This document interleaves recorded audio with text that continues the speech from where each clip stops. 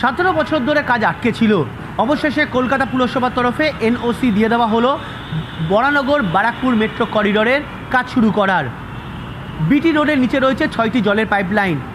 যে পাইপলাইন স্থানান্তর না করা হলে এই কাজ শুরু করা যাচ্ছিল না, যে কারণে প্রায় 1.5 দশকের বেশি সম্পূর্ণ কাজ ঝুলে ছিল।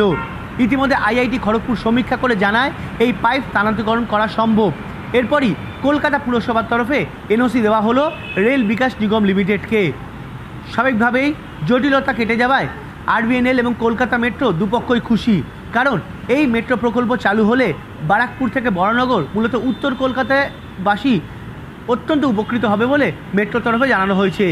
একই সঙ্গে বিধানচন্দ্র রায় মার্কেটের উচ্ছেদ এবং সেখান থেকে ব্যবসায়ীদের স্থানান্তরকরণের বিষয়েও কলকাতা হাইকোর্ট থেকে মিলেছে গ্রিন সিগন্যাল। হাইকোর্টের তরফে জানিয়ে দেওয়া হয়েছে ব্যবসায়ীদের নতুন জায়গায় স্থানান্তর করতেই হবে, কারণ সেখানে জোকা থেকে যে বিবাদীবাগ অর্থাৎ এসপ্ল্যানেড পর্যন্ত যে মেট্রো করিডোরের কাজ চলছে, সেই মেট্রো করিডোরে এসপ্ল্যানেড নতুন মেট্রো স্টেশন তৈরি হবে। তাই ইতিমধ্যেই রেল বিকাশ নিগম লিমিটেডের তরফে এই ব্যবসায়ীদের জন্য নতুন জায়গা তৈরি করে দেওয়া হয়েছে, সেখানে স্থানান্তর করতেই হবে ব্যবসায়ীদের। ইতিমধ্যে কলকাতা হাইকোর্টের তরফে এবার নির্দেশ দিয়ে দেওয়া হয়েছে। দুদিক থেকেই সাফল্য মেলায় উচ্ছ্বসিত আরবিএনএল কর্তৃপক্ষ।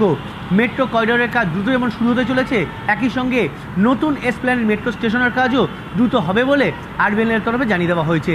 ক্যামেরায় সুমিত দাসের সঙ্গে শান্ত ভট্টাচার্য, টিভি 9 বাংলা, কলকাতা।